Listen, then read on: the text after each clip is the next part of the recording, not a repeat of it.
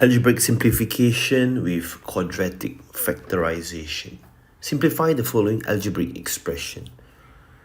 Now, in order to do this, we will need to ensure that the denominators are the same. So as of now, the denominators are different. We have x minus 2 here. We have a quadratic expression here, x squared minus 4x plus 4 over here. Alright, so when you see an algebraic expression that can be factorized, and that is what we're supposed to do first. Alright, so 3 out of x minus 2, you can't do much to this.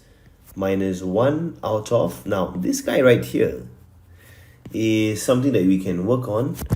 We are able to factorize this using our cross method first. So x times x is x squared, and how do we get positive 4? We can have negative 2 times negative 2. Negative 2x and negative 2x will make negative 4x. So this is our factorization, which is x minus 2 multiplied by x minus 2, which is something you don't need to write twice, okay? So you can just put it as x minus 2 squared. Alright, now, then you compare the denominators. Now, what is lacking in the first fraction is another x minus 2. So that's what we're going to do here.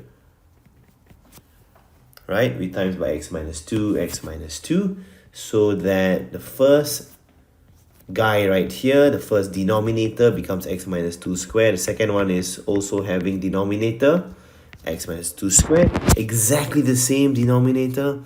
We can now combine these two fractions. 3x minus 2 minus 1. Everything is divided by that same denominator. Okay, so you can times this in. You get 3x minus 6 minus 1, everything over x minus 2 squared. So 3x minus 7 over x minus 2 squared. This, my friends, is our final answer for this question.